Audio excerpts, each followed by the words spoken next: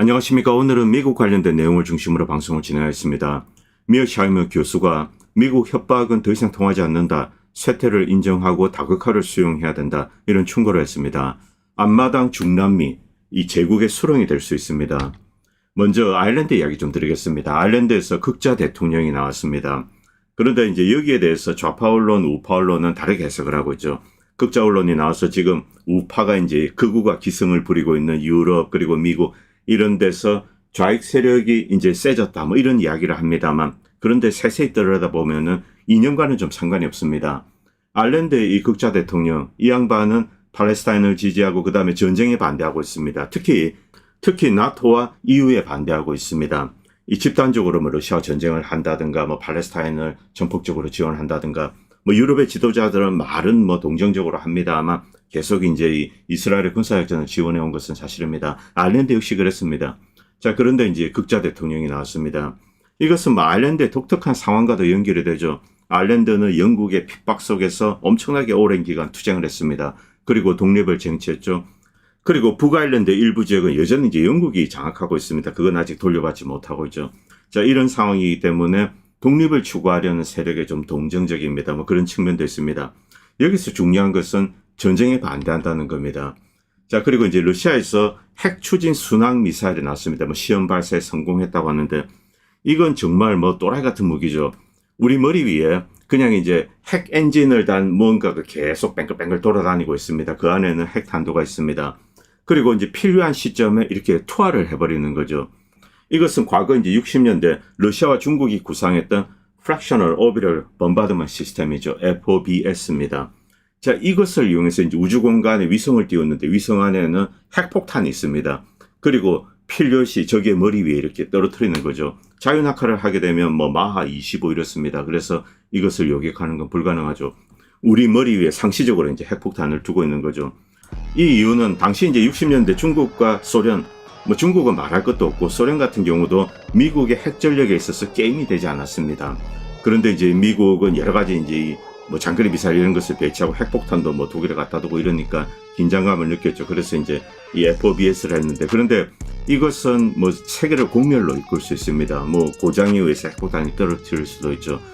그래서 미국은 이제 중국과 소련과 함께 우주에는 핵무기를, 핵 전력을 두지 말자 이렇게 합의를 했습니다. 그게 계속 유지되어 왔는데 핵 추진 순항 미사일 이것은 그냥 이제 상시적으로 뱅글뱅글 돌 수가 있습니다. 그러다가 필요시 떨어뜨릴 수가 있는 거죠. 자, 이것은 FOB 시스템의 이제 변종이라고 할 수 있습니다. 러시아가 이렇게 하는 데는 뭐 자기들 나름의 이유가 있죠. 러시아 주변에 이제 미국이 핵폭탄을 이렇게 빙 둘러싸려고 하고 있기 때문에 그것을 뚫고 미국을 공격하기 위한 수단, 이것을 확보하기 위해서다. 그것 때문에 또 이제 핵 어뢰 포세이돈도 만드는 겁니다. 어쨌든 이 문제는 뭐 중요한 문제이기 때문에 제가 다음에 또 따로 한번 말씀드리겠습니다. 그리고 포크롭스크 전선으로 가겠습니다. 브라이언 벌레릭이 이런 걸 올렸는데 지금 포크롭스크, 그동안 러시아군은 외곽에서 계속 때리면서 야금씩 이렇게 갉아먹으면서 소모전을 계속 해왔습니다. 그런데 포위망이 거의 완성되었다고 합니다. 그리고 통보를 했는데 만약 떠나지 않으면은 너희들은 몰살될 수 있다. 이렇게 이제 러시아군이 우크라이나군에 이야기했습니다. 지리적으로 상당히 중요한 곳입니다. 만약에 포크롭스크가 무너지게 되면은 뒤에 몇 개 이제 요새화된 포인트는 있습니다. 막 크라마토스크, 리만, 뭐 시베르스크 이런 게 있는데 이런 건 역시 이제 결국은 궁극적으로는 무너지게 된다는 겁니다. 크라마토스크가 가장 요새화되어 있는데 사실 뒤에 이제 병참이 끊어지기 때문에 오히려 쉽게 무너질 수가 있습니다. 이 포크롭스크 너무나 중요한데 뭐 이것을 상실할 위기에 있죠. 바로 그렇기 때문에 미국과 그리고 서유럽 국가는 휴전을 하자. 무조건 휴전 이야기만 꺼내고 있습니다. 민스크 3.0으로 일단 현 전선에서 동결하는 거죠. 이것은 현재 무너지고 있는 이 요새화된 지역, 이것을 지키기 위한 멀쩡히 이제 꼼수입니다. 그런데 러시아가 그 말을 듣지 않죠. 그래서 러시아는 미국의 요청, 협박 이런 것을 다 무시하고 있습니다. 결국 러시아가 이제 군사력으로 해결할 수밖에 없습니다. 나토나 미국이 뭐 여기 직접 군대를 보낼 그럴 상황은 아닌 것 같습니다. 일부 소규모 부대를 이쪽에 계속 밀어넣고 있는 것 같은데 러시아가 보고 있다가 계속 때리면서 큰 피해를 입히고 있습니다. 자, 이 포크롭스크 얼마 남지 않은 것 같습니다. 뭐 한 2, 3주 안에 결판이 날 것 같습니다. 자, 그리고 이제 베네수엘라 이야기 좀 드리겠습니다. 미국 CBS에서 60분 60 Minutes죠. 여기서 이제 베네수엘라 마두로 특집을 했습니다. 미국의 정치인들은 이제 마두로는 끝장났다. 조만간에 무슨 일이 있을 거다. 마두로가 도망을 가든지 미국에 체포가 되든지 아니면 제거되든지 국내에서. 그리고 이 쿠데타를 종용하고 있죠. 자, 이제 5천만 불 상금을 건 거는 자, 이제 베네수엘라 내 군인들이 있습니다. 너희들이 만약에 마두로를 제거하면은 5천만 불을 받을 수 있다. 미국에 파킹하는 거죠. 그 다음에 자, 이제 친미 정권 만들고 이렇게 하는 겁니다. 마두로 제거를 은근히 부추기는 거죠. 미국 역시 지상군을 여기 보낸다, 뭐 전쟁을 한다, 여기는 좀 부담스러운 측면이 있습니다. 실제로 이것을 할까 여기에도 좀 의문을 품는 사람들이 많이 있습니다. 왜냐하면 지상군을 보내는 것은 현재로서는 불가능합니다. 마두로 제거는 쉬울 겁니다. 그런데 마두로를 뭐 이 토마호크로 제거를 한다. 그 다음에 어떻게 할 겁니까? 여전히 이제 볼리바르 군대가 딱 버티고 있습니다. 그리고 차바티스 민병대. 이들이 수백만이죠. 이들은 마두로 이런 거 신경 쓰지 않습니다. 과거에 차베스가 이제 감옥에 갔을 때, 쿠데타 나고 이제 감옥에 갔을 때 국민들이 이제 끄집어낸 겁니다. 이 차베스나 마두로, 이들 볼리바르, 뭐 차바티스, 이들은 뭐 반제국주의 그리고 이제 국가 주권 이런 것을 먼저 주장하고 있기 때문에 뭐 공산주의적인 이념보다도 그래서 세계 많은 나라들 특히 제3세계죠. 이들은 이제 베네수엘라에 동정적입니다. 이런 상황에서 마두로가 제거된 이후에 뭐 들어가서 점령을 할 수 있냐? 그것도 어렵습니다. 그리고 이제 마두로가 제거되면 반드시 이제 내전으로 들어가게 될 겁니다. 이 내전으로 들어갔을 경우 만약에 이제 미국 측에 이렇게 협조적인 세력이 완전히 괴멸되게 된다. 뭐 그 가능성이 높습니다. 그때는 베네수엘라는 진성 반미 국가가 되는 거죠. 더 이상 되돌릴 수가 없습니다. 자, 그래서 미국은 지금 뭐 선전전을 하고 있습니다. 60분 이런 데 나와가지고 이제 마두로는 끝장났다 뭐 이런 이야기를 계속 하고 있죠. 마르코 루비오, 뭐 저는 마르코 루비오를 원래 싫어했습니다. 트럼프 1기 때 뭐 그 이전에도 그랬는데 이번에 국무장관에 이제 임명을 한 거 여기에 대해서 좀 충격을 받았는데 뭐 이런 이제 남미 문제가 아마 트럼프 머릿속에 늘 있었던 것 같습니다. 그리고 마르코 루비오는 펜타닐 때문에 베네수엘라를 공격한다 이런 이야기를 하고 있습니다. 미국 국민들을 독살하고 있다. 그런데 이것은 뭐 새빨간 거짓말입니다. 펜타닐은 이제 멕시코에서 주로 옵니다. 뭐 캐나다에서도 일부 오고 그리고 원료가 되는 물질은 중국에서 옵니다. 뭐 여기에 대해서 중국은 자신들은 정당하게 어떤 제약회사에 그 물질을 공급했다. 이 원료는 95%가 중국에서 만듭니다. 이건 뭐 미국에서 제조업을 공동화하면서 이렇게 흘러간 거죠. 그리고 미국도 이제 이 원료는 만들 수 있습니다. 이 중국은 이것을 합법적으로 제약회사에 공급을 한다. 그 다음은 당신들이 알아서 해야 된다. 뭐 이렇게 이야기를 하고 있는 거죠. 주 이제 제조 원천은 멕시코입니다. 그런데 멕시코는 빼고 베네수엘라를 때리고 있는 거죠. 이 마르코 루비오가 이제 전쟁을 위해서 거짓말을 하고 있는 겁니다. 그런데 과거 이 마르코 루비오는 빅파마, 여러분들 이 오피오이드 사건 잘 아시죠? 뭐 옥시콘틴 뭐 이런 거 가지고 이제 시방형 아편입니다. 이걸 뭐 미국 국민들에게 합법적으로 처방해서 엄청난 이제 마약 중독자를 양산했습니다. 그런데 정작 미국을 파괴한 주범 빅파마, 여기에는 이제 이 퍼듀 파마 뭐 이런 것도 있습니다. 이런 회사를 보호했던 자가 마르코 루비오입니다. 그 이야기를 지금 막스 브루멘탈이 하고 있습니다. 자, 그리고 브라질에 대해서도 계속 때리고 있죠. 어제 트럼프와 이제 룰라가 만났습니다. 뭐 관세 문제에 있어서 휴전을 좀 할 것 같은데 그러나 기본적인 저류 이제 이 어떤 분위기는 바뀌지 않습니다. 트럼프는 룰라를 공격하고 볼소나로를 앉히고 싶어 하죠. 이런 엄청난 문제가 있기 때문에 룰라 역시 굴복하지 않습니다. 그리고 가장 중요한 것은 역시 브릭스입니다. 미국의 달러 시스템을 대체하는 새로운 것이 지금 만들어지고 있죠. 그래서 이 트럼프 입장에서는 룰라가 이제 눈에 가십니다. 자, 이 어떻게 될 것인가? 절대로 화해가 뭐 당장은 불가능하다고 생각합니다. 그리고 콜롬비아를 때리고 있습니다. 이 콜롬비아는 늘 이제 미국의 맹방입니다. 남미에서 가장 중요한 곳이죠. 그리고 동시에 이 코카인, 마약에 있어서 가장 심각한 문제를 이야기하는 코카인, 이것의 생산 근거지입니다. 전 세계 코카인의 과거에는 90%, 지금은 70%죠. 자, 그런데 이게 친미 정부 하에서 계속 그렇게 되어 왔다는 겁니다. 그리고 지금 좌파 정권이 들었었습니다. 물론 콜롬비아는 뭐 지배구조, 권력구조, 뭐 사법부, 그리고 군부도 그렇습니다. 이쪽은 뭐 미국과 완전히 연결이 되어 있습니다. 대중들은 이제 좌파 후보를 밀었는데 그가 실제로 이제 대통령직을 수행하면서 행사할 수 있는 힘, 이것은 뭐 비교적 약합니다. 이 페트로 대통령이죠. 이 구스타보 대통령. 이 구스타보 대통령은 지금 사실은 이제 미국이 노리고 있다라고 저는 생각합니다. 오히려 어떤 면에서는 마두로보다 먼저 제거될 수가 있습니다. 그리고 만약에 구스타보가 쫓겨나게 된다. 이때 지상전을 아주 쉽게 수행할 수가 있습니다. 콜롬비아에서 해안에 가까운 이제 이 평야 쪽으로 이렇게 이 베네수엘라로 공격을 할 수가 있습니다. 그런데 이제 페트로 대통령, 트럼프 공격에 물러서지 않고 있습니다. 미군과 CIA 요원을 콜롬비아에서 추방하는 것을 고려하고 있습니다. 상당히 많은 수의 미군과 CIA 요원, 군사 고문단 이들이 여기 있는데 이들을 이제 쫓아내는 거죠. 이건 미국과 단절을 하겠다는 겁니다. 그런데 이런 시도는 오히려 이 구사브 대통령의 생명을 좀 단축시킬 수가 있습니다. 이건 물리적인 생명보다도 정치적인 생명을 의미하는 겁니다. 아마 이제 쿠데타가 일어날 가능성이 높죠. 그래서 콜롬비아도 주목해야 됩니다. 반면 미국은 아르헨티나에 그냥 밑빠진 독에 물을 붓고 있습니다. 이 아르헨티나를 중국에서 떼어낸다. 지금 남미 국가들 특히 이제 미국의 도움을 요청할 때 중국으로부터 떨어지고 이런 이야기가 나오는데 미국은 남미 국가를 제대로 도울 수 있는 금전적인 여력이 없습니다. 제가 그래서 이 중남미, 남미는 미국의 무덤이라고 그렇게 이야기를 하는 겁니다.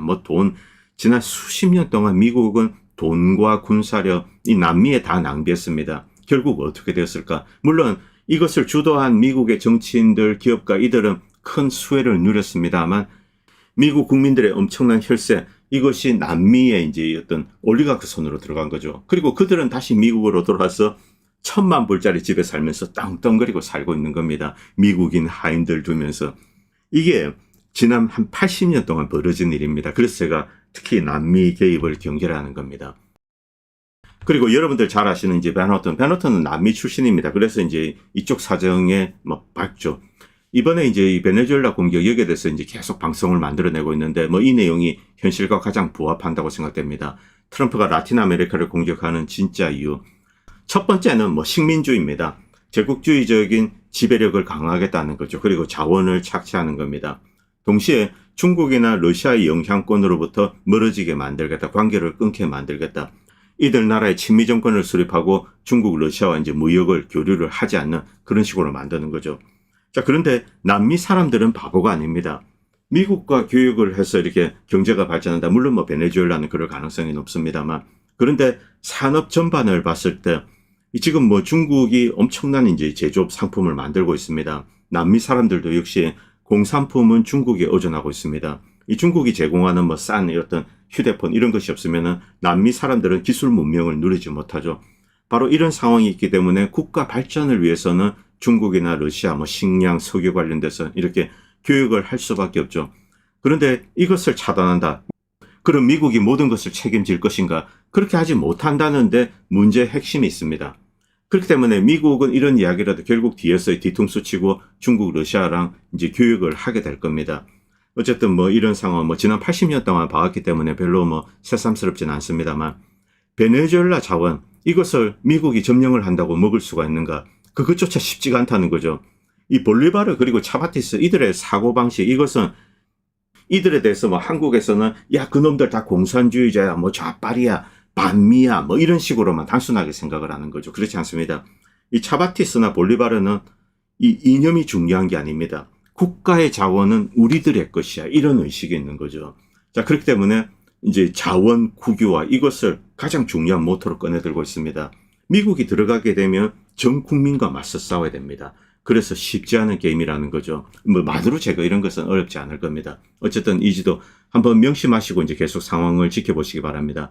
에콰도르 국민들이 일어나서 이제 노보아 대통령에게 공격을 가하고 계속 시위가 일어나고 있습니다. 오히려 친미 정권이 무너질 가능성이 높아졌죠. 자, 미국이 어떤 군사적인 모험을 시도하는 것은 틀림이 없는 것 같습니다. 베네수엘라인가 이란인가 이것은 이제 윌 슈라이버가 과거에 쓴 글인데 잠깐 보도록 하겠습니다. 트럼프 대통령이 워싱턴 수함, 즉 이제 딥스테이트 세력과 싸우고 있는가 아니면 그들의 한편인가? 글쎄요. 저는 좀 이제 이기 들었어서 그들과 이렇게 협력을 하고 있다고 생각합니다. 실제 약속했던 워싱턴 수함 딥스테이트에 대한 공격, 이것은 아직까지는 보여주고 있지 않습니다. 오히려 미국의 제국주의적인 횡보, 이것을 더 넓히고 있는 거죠. 이 트럼프가 이런 일을 하는 데는 또 나름대로의 어떤 판단이 있을 것으로 생각합니다. 지금 미국이 쇠락하고 있다. 여기서 미국의 힘을 보여줄 필요가 있죠. 힘을 보여주는데 가장 좋은 방법은 전쟁입니다.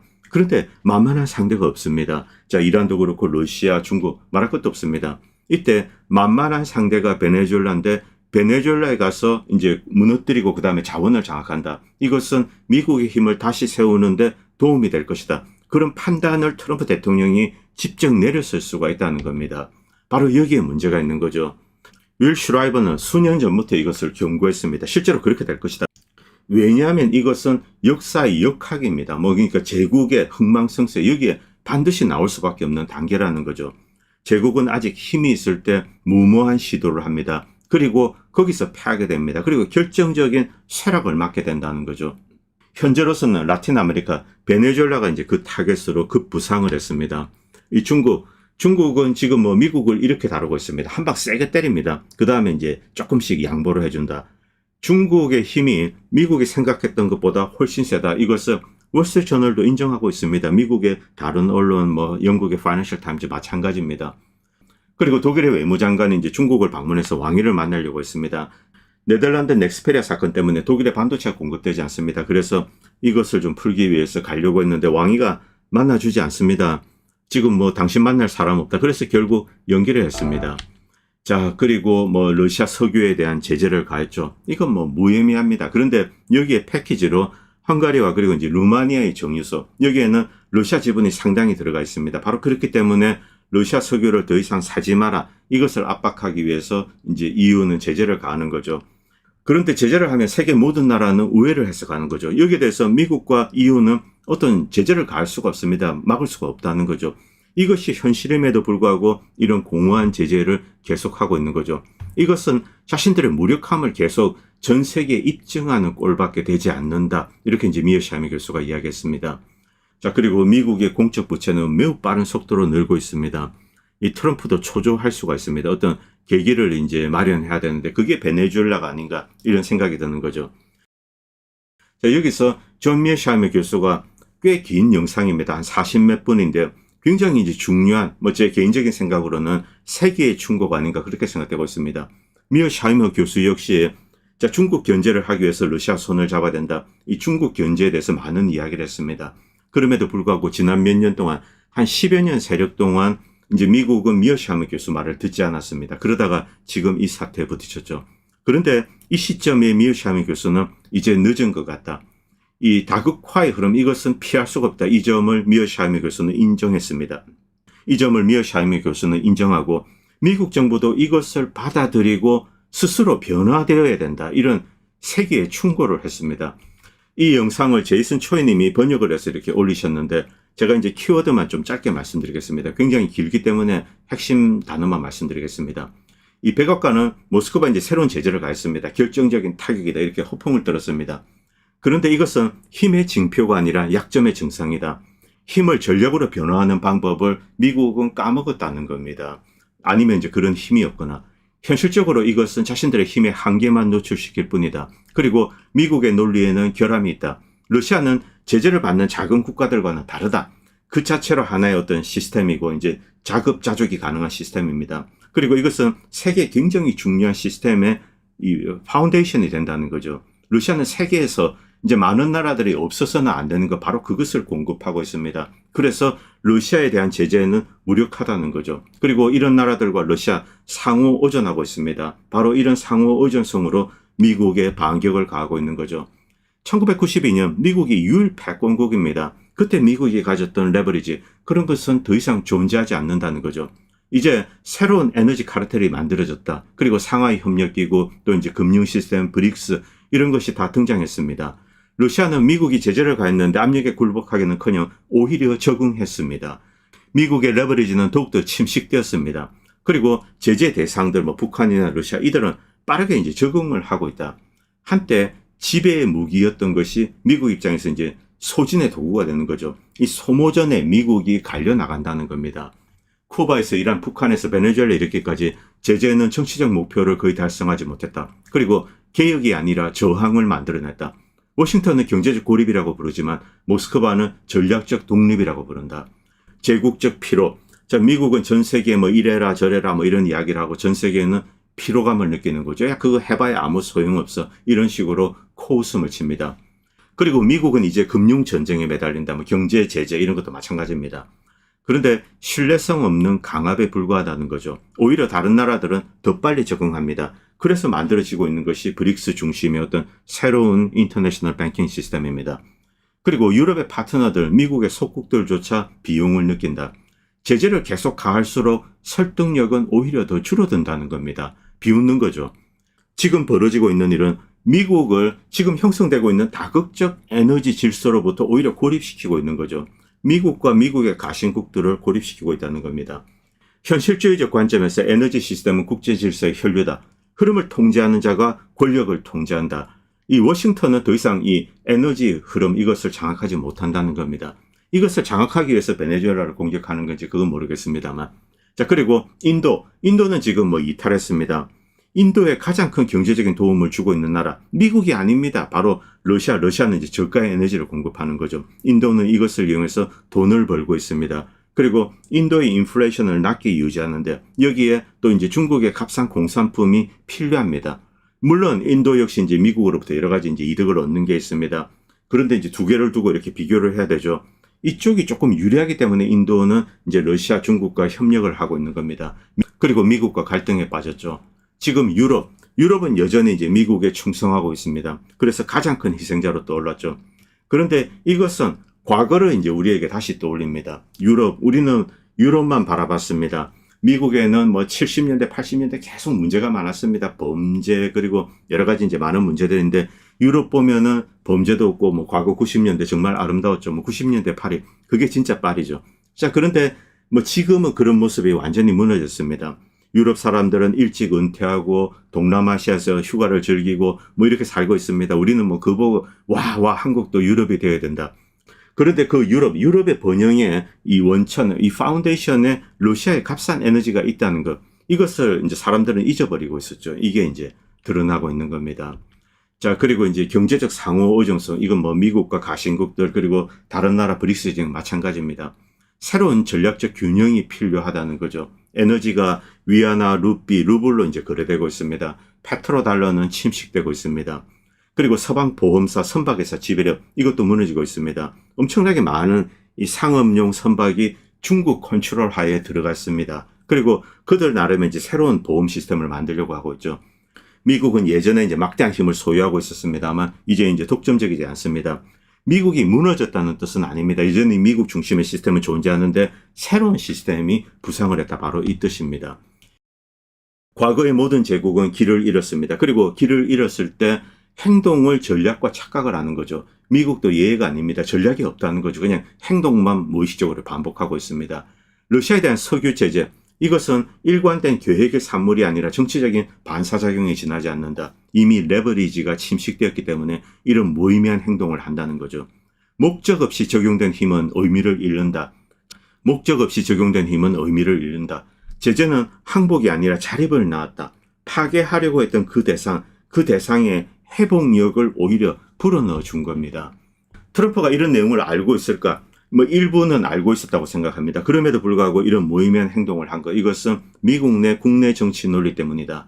제재는 전쟁 비용 없이 힘에 대한 환상을 창조한다. 미국이 제재한다. 우와, 미국이 최고야. 이렇게 생각을 하는 거죠. 이런 환상이 만들어진다는 겁니다. 이것을 이용해서 미국 대중을 속이는 거죠. 결과에 대한 책임을 피하면서 행동에 대한 대중의 요구, 이것을 충족시킵니다. 트럼프는 본능적으로 이것을 이해했다. 그런데 현실주의적 관점에서 징벌적 정책의 진정한 희생자는 대상이 아니라 전략가, 바로 미국이 될 수 있다는 거죠. 미국은 양보하는 방법을 잃어버렸기 때문에 협상력을 상실하고 있습니다. 한때 실용적인 타협의 세계적인 대가였던 미국, 이제 징벌적 본능만으로 통치를 한다. 그냥 누가 뭐라 하면은 그냥 제재만 가하는 겁니다. 권력은 고통을 가할 수 있는 능력으로 측정되는 것이 아니라 견딜 수 있는 능력으로 측정된다. 상대방이 견딘다. 그러면 나의 권력이 약하다는 겁니다. 미국은 과거에 이것을 이해했는데 지금은 이해하지 못하고 있다. 반사작용만 가득하다는 거죠. 즉흥적입니다. 미국은 이제 힘이 부족해서가 아니라 이제 그것을 오용해 왔기 때문에 고립되어 있다. 미국은 여전히 강한 나라인 것은 사실입니다. 그리고 이제 이것 때문에 헤게모니가 쇠퇴하고 있다. 전쟁에서 패배해서가 아니라 균형감을 잃으면서 이제 쇠락하고 있는 겁니다. 대영 제국도 그랬습니다. 스스로를 과세해서 반란에 빠졌습니다. 식민지들이 독립을 추진했죠. 그리고 소련은 지나치게 군사화하면서 스스로 무너졌습니다.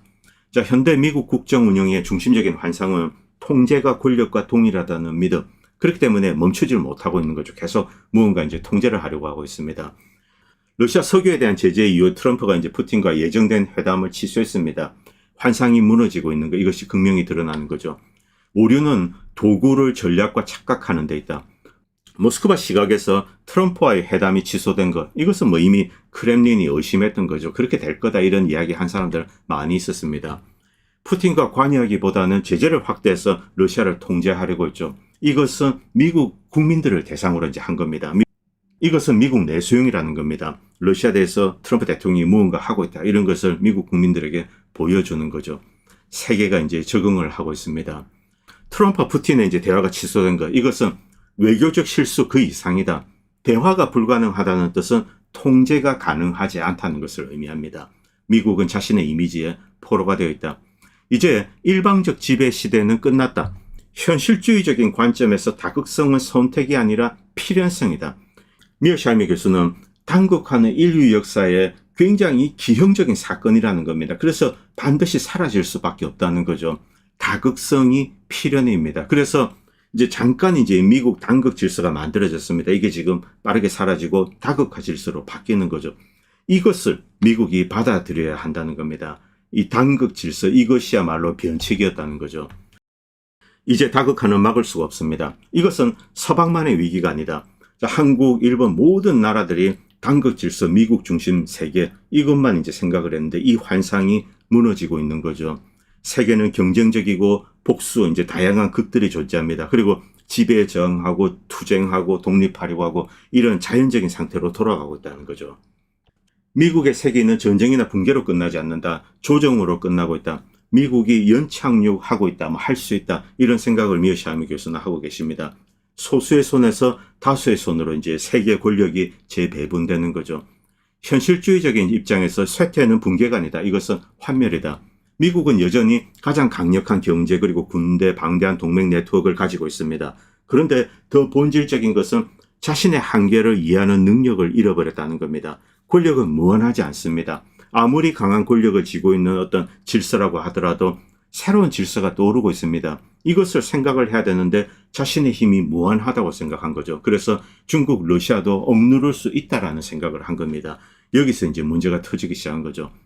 과거 80년대 소련은 군사력으로 모든 것을 통제할 수 있다. 이런 환상에 빠졌습니다. 그리고 그것 때문에 결국 몰락을 했습니다. 영국도 마찬가지입니다. 자, 이 더 깊은 교훈은 도덕적이다. 헤게모니는 패배 때문이 아니라 자제하는 능력을 잃어버렸기 때문에 몰락한다. 이렇게 쓰고 있습니다. 동맹국들은 이제 미국의 예측 불가능성에 대비를 합니다. 미국에 대해서 도덕적인 피로도, 정책적인 피로도 이게 급증하고 있습니다. 자, 쇠퇴의 교훈. 미국이 무엇을 깨달아야 하는가? 겸손입니다. 미국의 힘의 한계, 미국의 능력의 한계, 미국 동맹 네트워크의 힘의 한계. 로전에서 적나라하게 드러나고 있죠. 미국은 더 이상 석유의 흐름, 통화의 가치, 그리고 국가에 대한 충성심, 이것을 미국이 명령으로 이렇게 강요할 수 없다는 거죠. 이제 겸손을 깨달아야 된다는 겁니다. 이제 문제는 미국이 또 다른 이제 제국 몰락의 역사가 되기 전에 자신의 역사에서 먼저 배우기를 바란다. 그리고 그렇게 함으로써 미국을 일단 연착륙시키고 스스로를 강하게 다시 만들어야 된다는 거죠. 미어샤이미 교수는 애국자 입장에서 미국의 진정한 충고를 하고 있는 겁니다.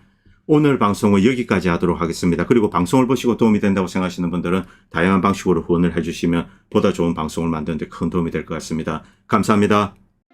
본 채널은 시청자님들의 후원으로 유지됩니다. 여러분의 도움은 작은 미디어에 큰 도움이 됩니다. 감사합니다.